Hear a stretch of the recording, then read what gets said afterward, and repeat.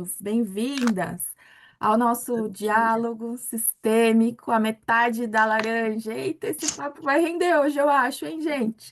E hoje eu coloquei o tio que eu amo de paixão, porque tem tudo a ver com o que a gente vai falar, as letras que eles trazem. São letras profundas para quem ouve de verdade, né? Então, o início, hoje o nosso tema é a metade da laranja. A gente vai falar sobre relacionamento, a importância e o papel do relacionamento.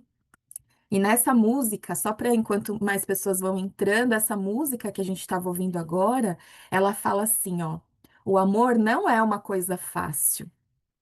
Ele é a única bagagem que você pode trazer. E é tudo o que você não pode deixar para trás. É isso que falava essa música. E a que estava tocando antes, que é a mais conhecida, chamada One, ele fala assim: nós somos um, mas não somos o mesmo. E é sobre isso que a gente vai falar hoje aqui, né? A gente precisa olhar diferente para fazer diferente, né? Ter uma nova perspectiva para algo que nos move de forma tão profunda, que é um relacionamento amoroso, para onde a nossa alma se direciona pela nossa natureza humana, é para onde a nossa alma se direciona, e por que tanto sofrimento, por que tanta dor e por que tanto desafio, se é um lugar tão precioso, se é um lugar de onde tantas coisas nascem e surgem, né? Então, nós vamos abrir esse espaço para esse papo. Hoje, eu gostaria muito que vocês pudessem participar ativamente, porque a minha ideia é a seguinte: esse é um assunto que, por exemplo, na formação, eu dou em 4 aulas e não esgota, tá? Então, a gente não vai esgotar um assunto como esse hoje no nosso encontro.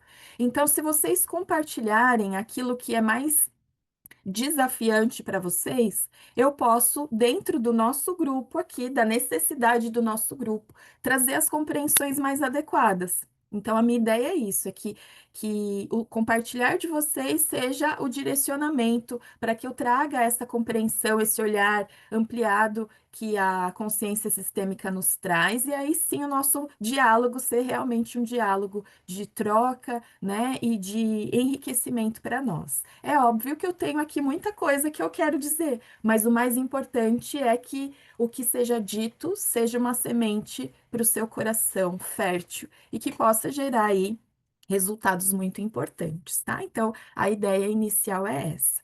Olha só, 3 perspectivas totalmente diferentes. Isso é sobre nós, né? Sobre todos nós de alguma maneira.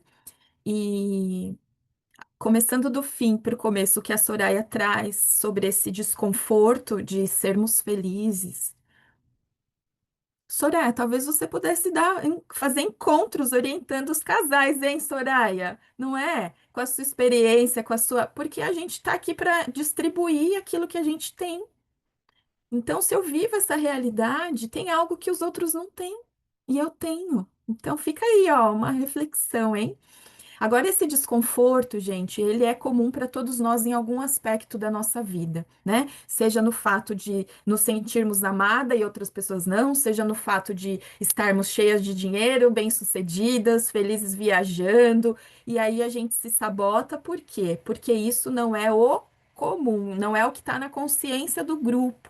Tudo aquilo que difere da consciência do grupo nos afasta de alguma maneira do pertencimento. Por isso que vem esse desconforto, né? Então, aquilo que me faz ser diferente do grupo, a sensação que tem é de afastamento do pertencimento, e o pertencimento é uma necessidade básica, como eu sempre falo, como respirar.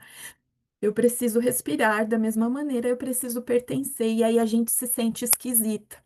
Mas a gente, para algumas pessoas, nós damos passos para trás e nos sabotamos, nos mantendo na infelicidade, né? Ou na escassez, ou no insucesso. Outras pessoas se mantêm, mas com esse desconforto. E esse é o caminho, né? A gente se manter adiante, seguindo adiante, mesmo com o desconforto. E o início de tudo vem da reflexão do papel do relacionamento. Né? Qual é o papel do relacionamento? E do ponto de vista sistêmico, ele está a serviço da nossa vida. a serviço do nosso crescimento. Então, estar em um relacionamento é estar com alguém que possibilita a minha evolução. Essa evolução, ela não vem colorida, florida, tudo bem e tá tudo bom. Não, a evolução exige de nós a despedida das nossas mazelas, dos nossos sentimentos inferiores, dos nossos maus hábitos, do nosso julgamento, né? Então, o crescimento é esse burilamento que vem lapidando para que a gente se torne realmente uma pessoa que ama. Porque no fim das contas é tudo sobre o amor, mas a gente ainda não sabe amar. A gente sempre se coloca em um relacionamento na expectativa de algo. Não vem falar que não é. Se alguém falar assim, não, para mim a metade da laranja não faz sentido, ótimo. Mas será que você sente isso de verdade? Porque se eu estou na expectativa de alguma coisa, eu estou esperando que o outro me traga o que eu não tenho. E aí, se ele não traz, eu fico na falta. Então, a gente precisa voltar para o início de tudo. E para falar disso, eu quero dar um pequeno exemplo sobre a minha história. O meu marido Daniel, nós nos conhecemos na adolescência, namoramos quando eu tinha 16 anos, namoramos 3 anos, nos separamos. Aos 20 anos eu conheci o meu primeiro marido e fiquei com ele 12 anos. Só que quando eu conheci o meu primeiro marido, eu continuava amando o Daniel. E eu falei isso para ele. Eu falei, eu não posso ficar, eu não posso continuar com você porque eu amo o meu ex-namorado. Eu lembro que eu falei isso para ele, né? Eu não posso, eu não consigo, porque se ele falar para mim, eu quero voltar, eu ia falar, eu também quero. Então ele insistiu tanto e concordou em ficar comigo nessa condição. Quando eu inicio um relacionamento com uma outra pessoa, amando outra, existe espaço para essa outra pessoa? Não existe. Eu estou no relacionamento e eu vivi 12 anos assim. 12 anos na expectativa de que algo ia acontecer diferente, de que ia mudar. Ou seja, tudo que ele fazia, o meu primeiro marido, tudo que ele fazia, ele era um homem muito bom, gente, muito bom. A gente teve momentos muito importantes.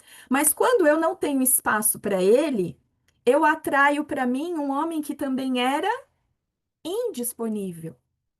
Ele também não tinha espaço para mim. Então a gente estava junto, só que a troca não existia. Não existia uma troca real em que ambos se sentiam recebendo e dando. Era sempre uma coisa estranha, esquisita. Muito bem. Até o dia que eu falo, não dá mais, eu não posso, eu preciso mudar isso. A insatisfação é muito grande, a frustração é muito grande, a inquietação.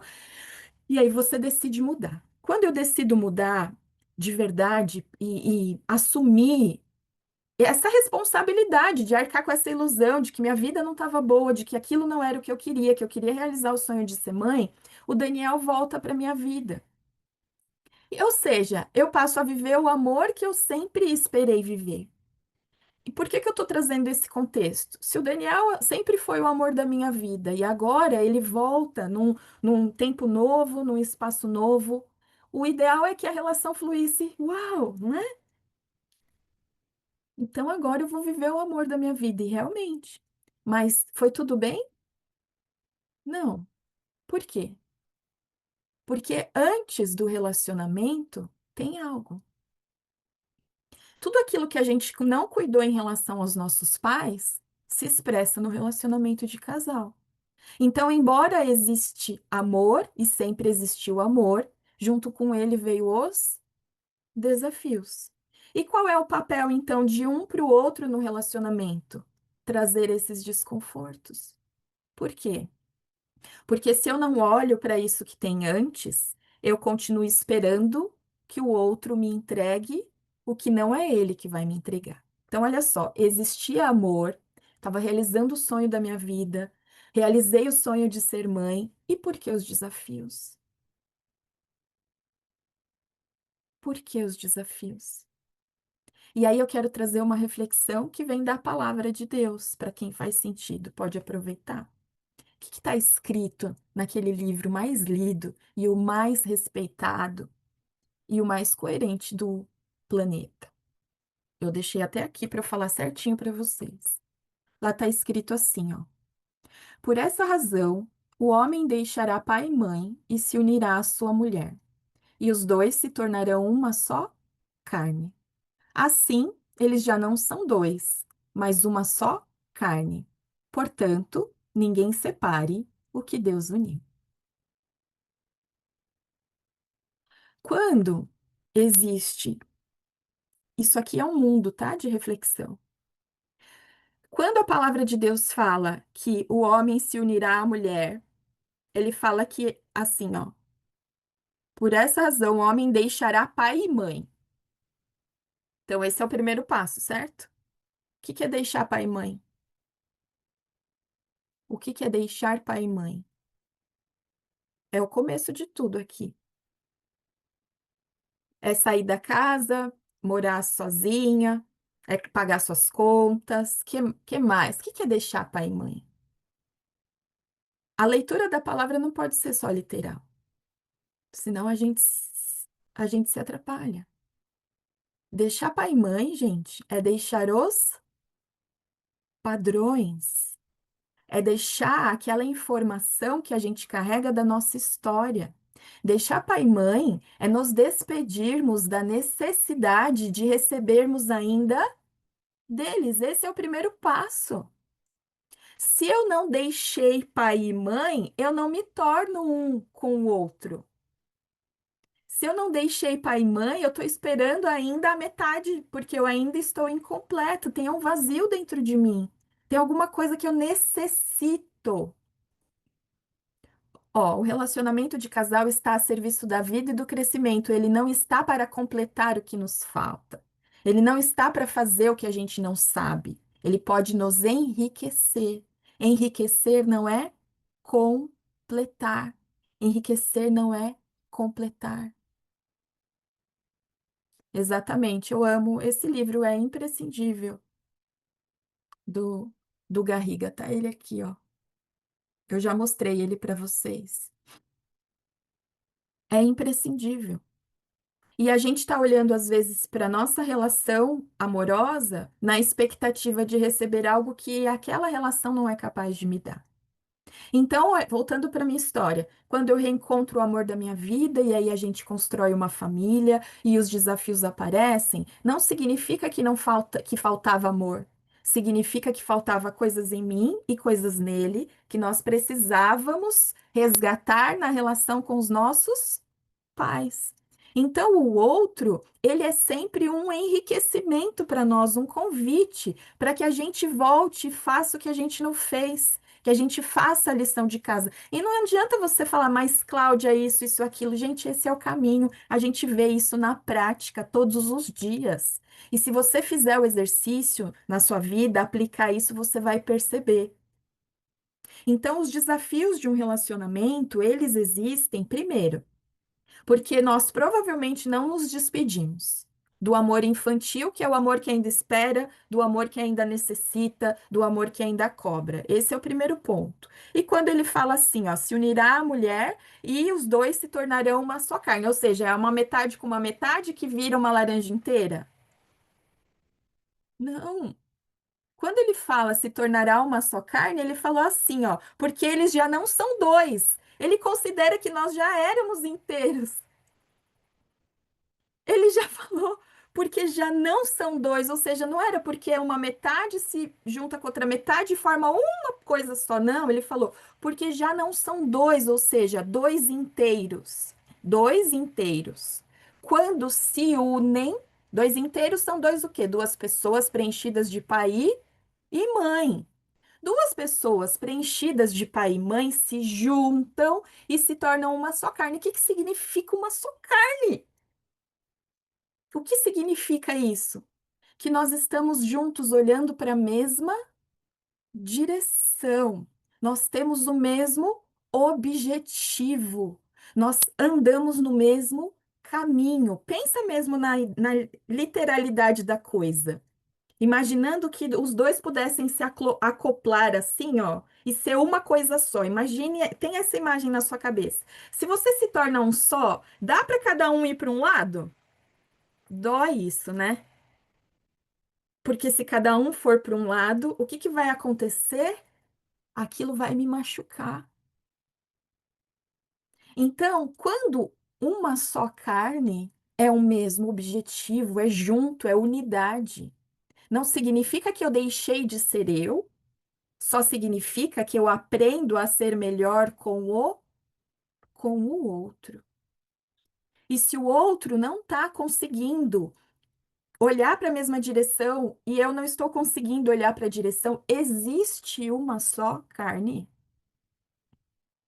Não existe.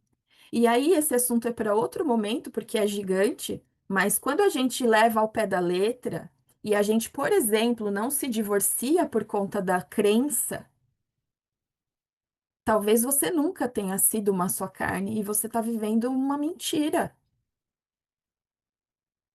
Porque para ser uma só carne, gente, tem muita coisa antes. Não é só morar junto. Não é isso. Não é assinar um papel diante de um juiz ou diante de uma cerimônia religiosa. Não é isso. Tem muita coisa antes disso.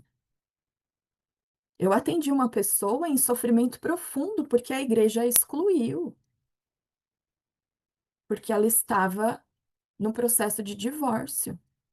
A gente tem coisas que a gente não entendeu ainda. Tem coisas que a gente ainda não entendeu. Quando ele fala que ninguém separa o que Deus uniu, tem muita coisa antes disso. Porque se eu não tô inteira, eu tô junto? Acabou. O que Deus uniu é o que tá junto. São aquelas almas que estão se trabalhando, que estão querendo evoluir. Isso nem tem como separar, porque não tem necessidade disso. A gente quer estar junto.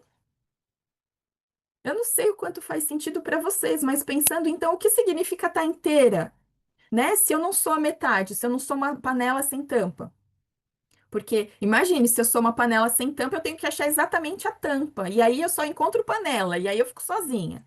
Se eu sou metade de uma laranja, e aí eu não acho a metade, eu acho só um terço da laranja, eu continuo sem estar inteira. Então, o estar inteira é algo que a gente precisa o tempo todo buscar por isso. E isso começa na relação básica da nossa vida, que são os nossos pais. São os nossos pais. E a gente precisa cuidar disso. Faz sentido por enquanto que vocês estão ouvindo aqui? Então, até que a gente esteja inteira, tudo vai comunicar. É a questão da troca, como a Alicia trouxe do equilíbrio, dos papéis, né? O nosso olhar de que é sempre o outro, porque se o outro fizesse diferente, se o outro mudasse. Eu vou compartilhar porque o Daniel já trouxe isso aqui para vocês, então é algo da nossa intimidade, mas que ele já compartilhou. Então eu amava sempre o Daniel, desde sempre, gente. Quando ele terminou comigo, eu tive a sensação de morte. Não era uma coisa só da juventude, porque eu era nova, imatura, não, foi uma sensação de morte. Para mim foi uma dor terrível. Foi muito desafiante eu sair daquela dor. Então, quando a gente volta e a gente se reencontra e passa a viver juntos, o que que acontece? Eu amava, sempre eu amei, mas a gente começou numa guerra assim, então. Mas enquanto você bebe, eu não amo, sabe assim? Enquanto você tem esses defeitos, você não serve para mim. Enquanto você não fizer do jeito que eu acho que você tem que fazer, eu não mereço, eu mereço coisa melhor. Isso é amor? Não é. Isso não é amor. Não o amor que a gente vai aprender. É um esboço, talvez. Um rascunho.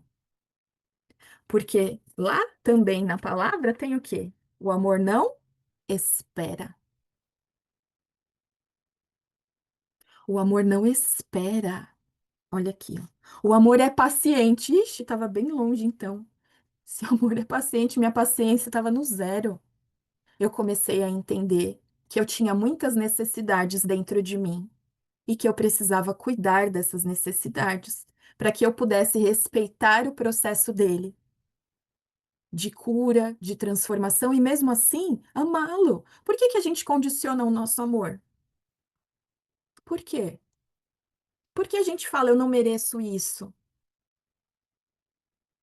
Se você não merece isso, então a gente tem que ir lá preencher o vazio que tem para que você mereça. Coisa melhor ou atraia coisa melhor. Porque a gente acha que a responsabilidade é sempre do outro. Porque se o outro fosse diferente, então, mas você concordou em se relacionar. É meio a meio no casal. É meio a meio, é igual. É responsabilidade dos dois. Tudo é compartilhado. O amor, a dor, a tragédia, é compartilhado a partir do momento que a gente se relaciona. A gente compartilha. Agora vem a reflexão. Cada um de nós tem um porquê e um para quê aquela pessoa na nossa vida. É diferente, como vocês mesmos já trouxeram. É muito diferente. É muito diferente.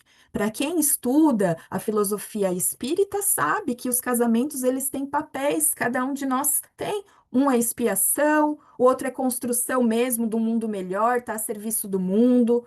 Então, cada casamento tem a sua dinâmica.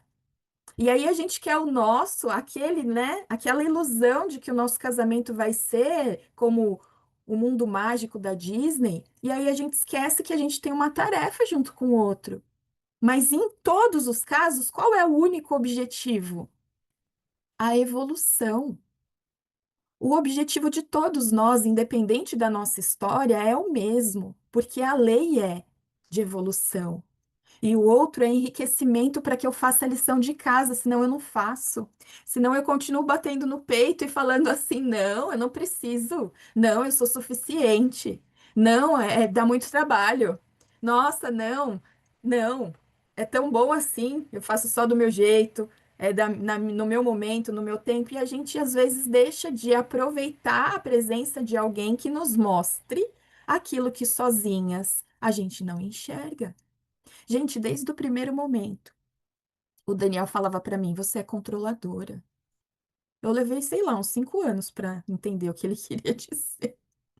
Porque eu não admitia de jeito nenhum.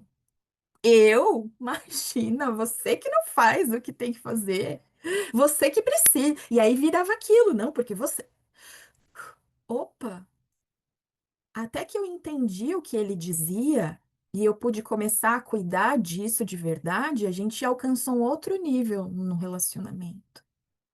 A gente vive plenamente bem? Óbvio que não. Por quê? Porque nós estamos em evolução. Mas hoje eu não culpo mais. Nossa, eu tinha raiva. Eu tinha tanta raiva dele. Como pode? Como pode? E aí, por que raiva? Por exemplo, quando você reage no seu relacionamento amoroso, a sua reação, ela é só um lembrar da dor lá da criança interior. A minha raiva não era dele. O que ele fazia só me fazia lembrar de uma dor que eu precisava curar. Não era o que ele fazia em si. Então, olha só, o que que a neurociência nos fala? Que quando estamos na dor, estamos no passado. Toda vez que eu reagia com raiva, eu estava no passado. Se a gente não olha para o passado, a gente tem uma briga interminável. A gente não resolve aquilo. É um falando para o outro, e aí mágoa, e aí um machuca mais o outro, e assim por diante. Então, as nossas reações, grande parte hoje do que você reage, não é sobre o fato que está acontecendo agora. Aquele fato é só um botãozinho que foi acionado, um gatilho de uma emoção registrada em você, e o seu corpo reverbera, né? Aqui existe uma memória emocional dentro de nós. Essa memória emocional está contando sobre a nossa infância, os registros, ou sobre os registros da sua mãe que estão nas suas células, do seu pai que estão nas suas células, registros emocionais. A gente sabe que não herdamos só o DNA, que essas memórias emocionais também chegam para nós através dos nossos pais. Então, talvez a sua raiva ou a sua insatisfação não seja só sua. Sabe o que eu falava para o meu primeiro marido? Eu falava pra ele assim: "Ai, eu tenho a sensação de que eu não mereço você, de que você é muito pra mim." Eu falava isso repetidas vezes. Depois, com a constelação, eu fui olhar pra isso e entender que isso era da minha mãe. A minha mãe a vida inteira achou que meu pai era muito pra ela. A vida inteira.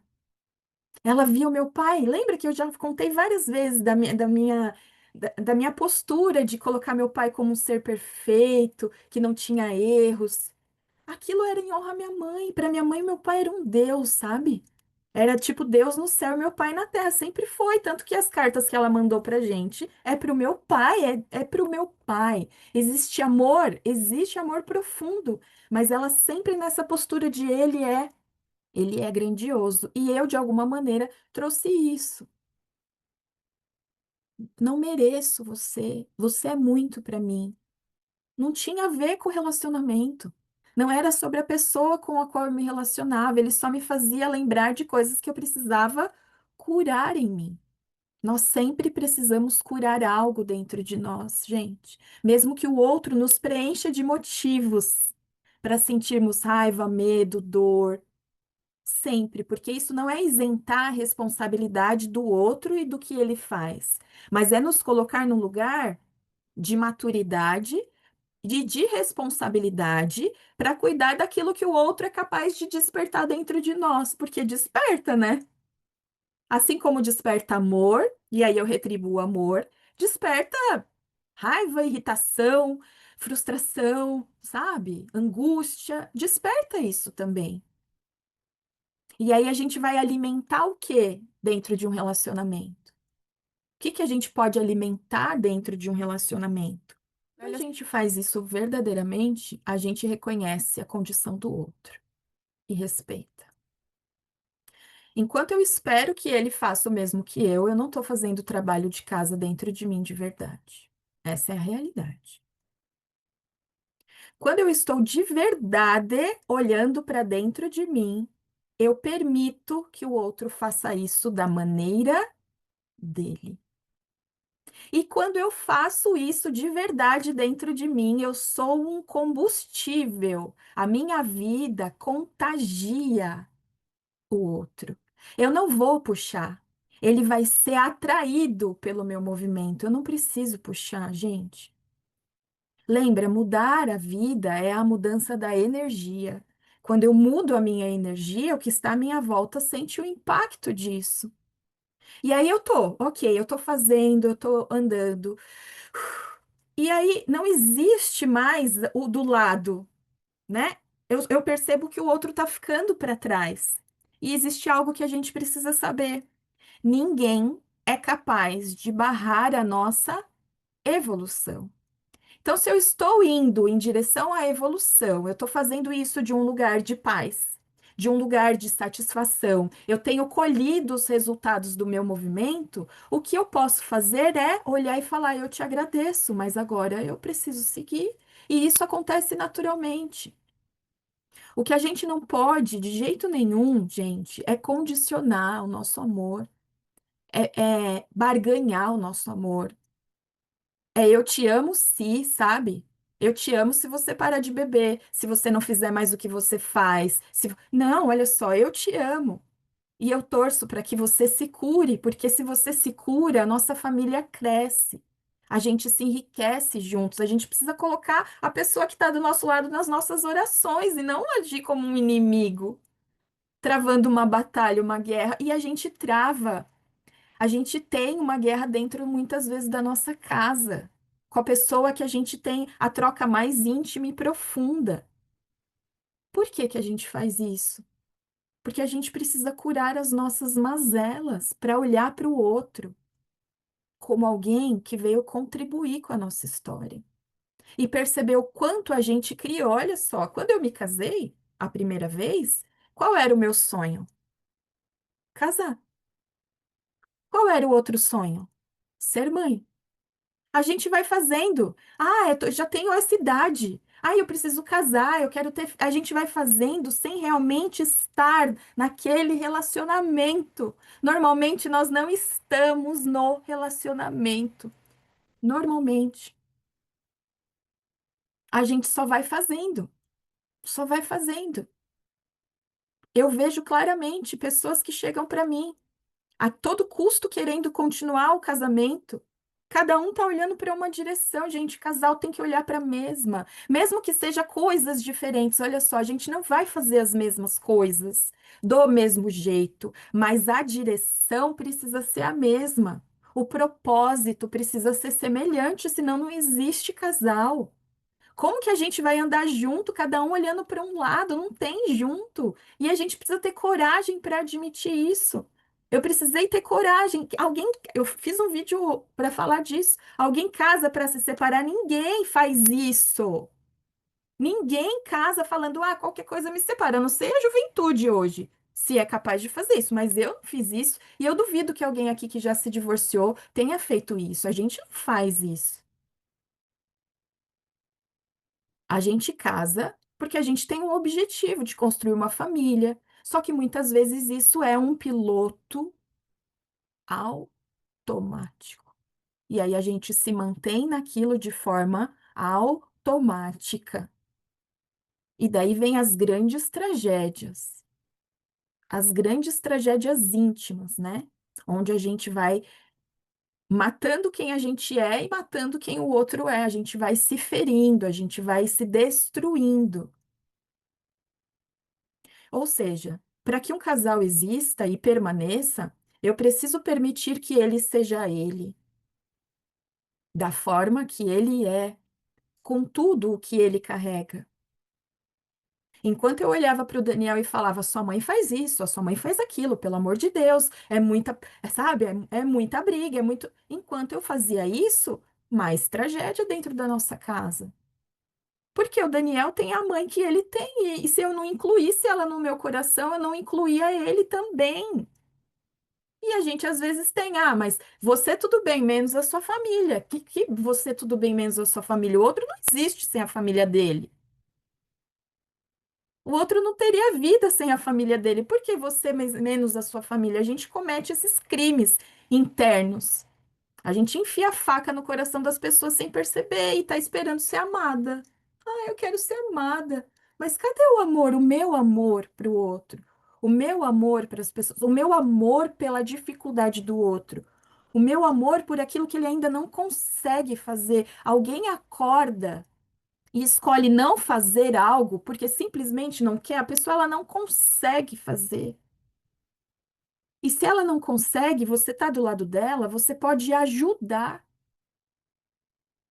com o seu exemplo, com a sua vida, com a sua postura, com o seu falar, com o seu ouvir, e não falando, vai constelar. Você precisa constelar. Vai olhar para isso aí, você precisa fazer o curso. Isso não é jeito, gente. Quem tem que constelar é a gente que está percebendo. Quem tem que estudar é a gente que ouviu, que está ouvindo aqui, não é o outro que não está aqui. Ó, estamos em 43 pessoas. Quem está aqui, tá aqui. O outro está em outro lugar. Ele tem que dar conta com a escolha que ele fez. Agora, a gente que está aqui tem o dever de fazer algo com aquilo que chegou para nós. Um dos maiores coisas terríveis que eu fiz foi isso, quando eu comecei a constelação, comecei o curso lá atrás. E a professora falou assim: o marido tem que prover. Acabou. Virou uma guerra dentro da minha casa. Eu peguei aquilo ao pé da letra e virou uma guerra. O marido tem que prover. Cadê você que não tá fazendo isso? Que hora que você vai fazer isso? Eu não aguento mais. Eu tô cansada. Por que que ele não estava fazendo aquilo? Quem é que estava ocupando todo esse espaço de suficiência, de independência? Eu sempre fui independente, sempre paguei minhas contas, eu sempre faço, eu sempre aconteço. E aí o outro vai ter espaço para quê? Se eu quero algo do outro, que eu dê espaço para ele me dar. O espaço precisa existir dentro de mim para que o outro entregue. Aí, se eu abro espaço e ele não tem condição de entregar, eu cuido do que eu sinto, ou então eu penso, nossa, esse relacionamento não existe. Eu estou vivendo uma ilusão. Eu estou querendo sustentar uma coisa que eu nunca tive. E aí tem que ter coragem de fazer o que precisa ser feito. Mas o que precisa ser feito é sempre dentro de nós. A questão toda é do lado de fora, que se torna uma atitude, um comportamento, só pode existir depois que a gente fez a mudança dentro, senão de fora não tem efeito. Não tem efeito. Quando eu me divorciei, que não é uma decisão que você toma de um dia para a noite, não existe isso. Essa decisão ela é construída todos os dias. Todos os dias. Quando você se divorcia, essa decisão ela é construída dia após dia.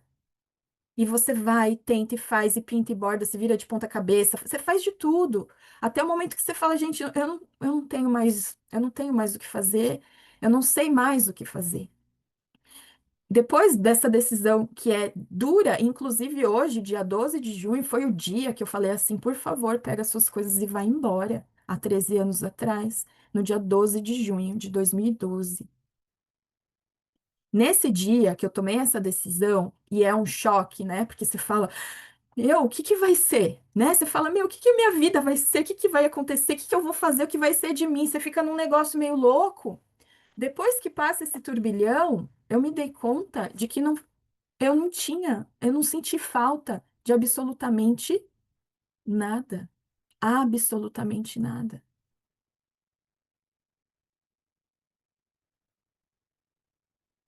Então, quero ouvir vocês. A gente já tá na reta final que eu falei, né? Eu falei que a gente ia conversar. Vocês têm que levantar a mão e me chamar, porque a reflexão ela continua, ela vai surgindo de alguma maneira. Hoje, qual é a minha realidade hoje? A gente tem as nossas crises, os nossos desafios, mas a gente tem a certeza do papel da nossa família e do nosso desejo de consertar o que tem aqui, não mais o outro, porque por bons anos eu queria consertar o Daniel. Eu queria que ele se curasse, que ele mudasse, que ele fizesse. Hoje a minha urgência é tudo aquilo que ainda tem em mim, né? Tudo aquilo que. E o que ele faz mais não embate, não me atropela como antes. Não me atravessa como antes. Eu consigo hoje separar com facilidade. Hoje eu olho e falo, nossa, como eu sofria. E não, isso é dele. E eu respeito o processo dele. Ele vai conseguir. Aí eu boto ele nas minhas orações. Ele vai conseguir.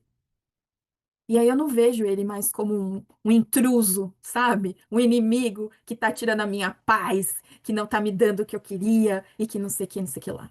Isso que a Soraya trouxe, a gente aprende que tem um nome, amor maduro, que é o amor que vê, é o amor claro, é o amor que é uma escolha, é o amor que permite que o outro seja ele, sem as nossas expectativas da criança que está esperando alguma coisa, né? O que eu queria dizer é que você falou uma frase que me chamou a atenção, que não deu certo, né? Quando a É, gente fala, não deu certo, não, o que que é o não dar certo? Deu, a ponto de você saber o que você não quer. Por compartilhar, Ana Maria. Gratidão. É muito importante esse ambiente, né, gente? Ter é, um ambiente assim não é bom? A gente poder falar, refletir, saber que a gente está junta umas com as outras, que a nossa história não é só a nossa, que muitas pessoas compartilham de coisas semelhantes, né? E lembrar, como a gente sempre fala aqui, tá? Vamos nos lembrar do que a gente aprende com a constelação. Qual é o nosso primeiro relacionamento? com a mãe e o pai. Com a mãe primeiro. Ou seja, a gente precisa voltar para casa. A gente precisa caminhar aí nessa direção. A completude vem desse lugar, né? Porque aí a gente é inteira com eles. Sem eles não tem condição, tá? Não tem condição, não tem. E não tem justificativa sobre o que sua mãe fez, seu pai fez. Não tem, acabou. A vida é soberana. É sobre a vida, a potência da vida e você ter recebido isso. E aí a mãe, ó, anota aí para você. Mãe igual como eu me relaciono. Mãe é igual a como eu me relaciono. Assim como você se sente em relação à sua mãe, você se sente nos seus relacionamentos. É praticamente uma expressão matemática. O resultado, você vai chegar no resultado se você fizer isso. Mãe é igual como eu me relaciono. Se essa área da sua vida precisa de um olhar ampliado e amoroso, olhe para o seu relacionamento com a sua mãe. Às vezes, sozinha, você não vai conseguir, por isso que a gente está aqui. E aqui você tem diversas possibilidades, tá? Inclusive, no sábado, tem a vivência. É a última desse ano. Minha mãe em mim. Se você ainda quer fazer a escolha, dá tempo, hoje é o último dia, me chama. Me chama, tá?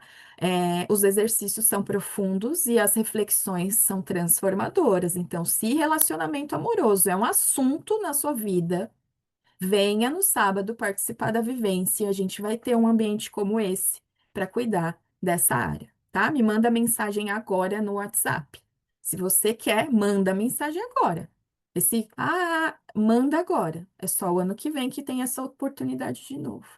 Por a gente falou aqui já em vários momentos, todas as vezes que eu estou olhando para mim, eu aperto o botão de desligar do piloto automático. Piloto Todas as automático. vezes que eu estou olhando para o outro, eu olho para ele movida 95% do meu dia movida pelo piloto automático. Por isso que a gente Uhum. repete, porque o nosso olhar está sempre para fora. E o olhar para fora faz com que todo padrão que eu tenho se manifeste. Ou seja, eu saio da casa dos meus pais, eu caso, tô 30 anos, 40 anos casada, mas Uhum. eu não me despedi dos padrões. E aí o resultado é o mesmo. Lembra lá, são duas coisas que eu quero trazer. Primeiro, que onde está o nosso foco, aquilo se expande. É o nosso olhar que aumenta as coisas, é a forma que a gente vê, é o foco que a gente dá. Esse é um ponto. Segundo ponto, é, não existe a possibilidade de cuidarmos de algo sem olharmos para algo. Então, fingir que isso não existe, não lidar com isso, é uma fuga. É você pôr um tapete em cima e falar: não, eu não vou mexer porque isso vai causar mais problema, porque o outro não vai ser capaz. Então, além de eu estar excluindo, eu estou julgando que o outro não vai ter condição de lidar com aquilo. Ou seja, a bola de neve fica muito maior. Então, assim, para que algo mude, primeiro eu preciso olhar. Olhar é admitir. Realidade é essa. O que você faz me fere. Acabou. Isso é realidade. A partir do momento que eu olho e lido com a realidade, o que o outro vai fazer, aí sim, aí já não é mais sobre mim. Mas eu tenho o dever de fazer o que me cabe. Isso aqui não é bom para mim, eu não quero mais que isso aconteça. É posicionamento, é colocar limites, com respeito. Aceitar é algo que a gente confunde muito, sabe? Aceitar o outro não é validar o que ele faz. Aceitar o outro é aceitar o lugar que ele tem de direito. O lugar que ela tem de direito é ser sua sogra. Isso não quer dizer que ser sua sogra dá para ela o direito de fazer coisas que para você não é bom. Então, a aceitação é o reconhecimento do lugar. E do meu lugar, respeitosamente, eu olho para aquilo que acontece e paro de aumentar na minha cabeça. Porque quando eu não lido, aquilo cresce, gente, porque a gente sentiu algo. Eu abafei aquilo, aquilo é igual pôr fermento no bolo. Vai crescer. A partir do momento que eu sinalizo, olha, isso aqui e pontuo e deixo claro, eu coloco um limite e falo, a partir de agora, isso é seu e isso é meu. Mas houve um movimento da minha parte em direção à solução. Houve o interesse em direção à solução. Então, a gente fica com a nossa responsabilidade. E aí, quando a gente primeiro considera isso dentro do nosso coração, o mundo, o universo, Deus vai dando a oportunidade para que a situação é, ele apresenta para nós o melhor momento para fazermos o que é necessário. Essa é a verdade, tá? Quando a gente faz isso no nosso coração. Então, por exemplo, eu decido em mim a definitivamente curar isso em mim. Ele vai apresentar a situação para você fazer isso. Porque você não está limitando o seu movimento em relação ao que o outro vai ser capaz de fazer ou deixar de fazer. Você está indo simplesmente no movimento que é da sua alma, da sua busca pela evolução. O outro vai ser capaz? Talvez não, mas você fez a sua parte. E assim a gente se alivia e se desemaranha. Eu não fico emaranhada à escolha e à decisão do outro. Tem um exemplo de uma pessoa, ela não está aqui. Uma pessoa constelou a relação com a sogra, ela me deu um feedback depois impressionante. Era como se não existisse solução. Quando ela me trouxe toda a história, a sensação que ela tinha era é impossível. Eu não aguento mais. Vou pedir para ela um dia vir dar um feedback aqui sobre isso. É sensacional, gente. Ou seja, a nossa disposição interna contribui para a mudança na vida do outro. Não é só na gente, a gente traz a transformação para a nossa família como um todo. Todos se aliviam. O marido, os netos, os filhos, todos se aliviam com a nossa coragem de cuidar daquilo que a gente vem se esquivando. Porque se eu estou nessa família, existe essa situação, significa que eu tenho algo aqui para fazer. Eu não estou aleatoriamente ali. Eu falo isso porque a minha história, eu já compartilhei em momentos aqui, não vou trazer isso agora, mas a minha história com a minha sogra foi de muita dor. E hoje a gente tem momentos belíssimos, amorosos, sabe? É coisa que parece que é outra pessoa. Parece. É coisa que eu não imaginava que ia ser capaz de acontecer. E acontece. Mas por quê? Porque houve uma decisão corajosa, profunda e íntima de mudança, de parar de culpar e responsabilizar o outro e colocar o foco no que ele faz de ruim. O que ele faz de ruim é resultado da dor que ele carrega. É simples, a gente olha para o outro com mais humanidade. A gente olha para o outro com as limitações que eles têm. Você já pensou que tem alguém que olha para você com as suas limitações? Você considera que você tem limitações? Às vezes a gente acha que a gente não tem, mas tem alguém que já faz o que você não consegue e que olha para você e fala: Nossa, ah lá, ela ainda não consegue. Porque nós ainda temos limitações e a gente acha que é só a gente que vê a limitação do outro. E o que o outro vê na gente? A gente ainda tem muito o que fazer. De toda carência afetiva é a ausência de mãe. Ela é o colo primário, tá? Isso não significa que a gente vai, que a mãe vai nos entregar isso. Mas quando a gente realmente se conecta à mãe, a- tem essa.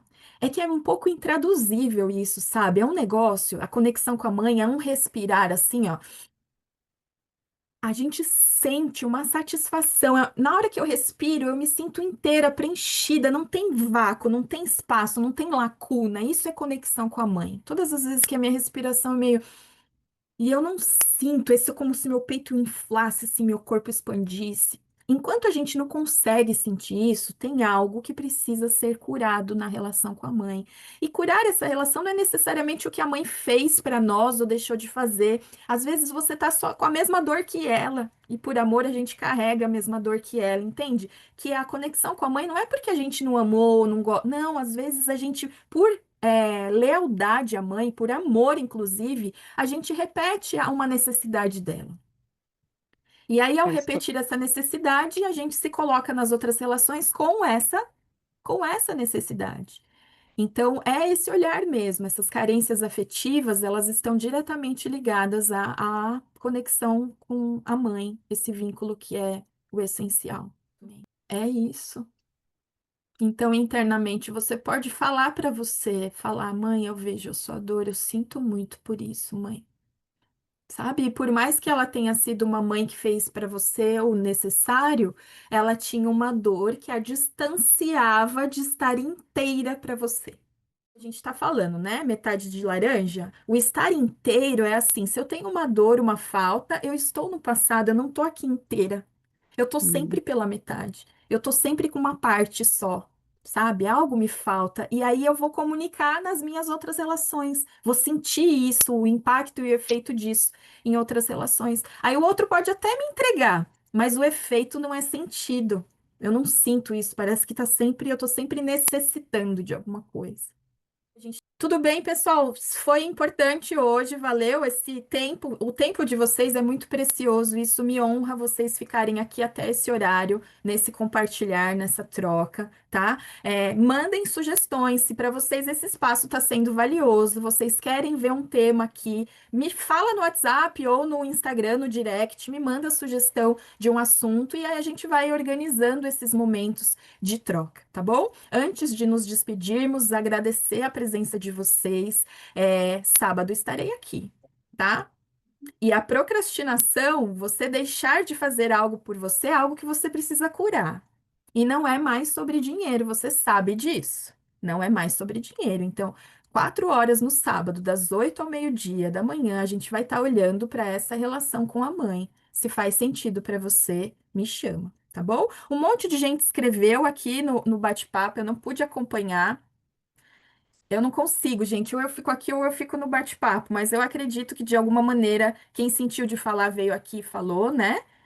E aí, se tem dúvida, quer trazer assunto, me fala, que aí no próximo diálogo a gente fala o que talvez as arestas aí que ainda ficaram, tá bom? Vocês possam assentar tudo isso aí dentro e transformar em um movimento novo, em uma ideia nova, em um comportamento novo, né? Mas principalmente um olhar para o outro mais humano, mais inteira, né? E chega de metade de nada. Nós somos inteiras e inteiras nos relacionamos. Um beijo, gratidão pela vida de vocês. Até a próxima, gente.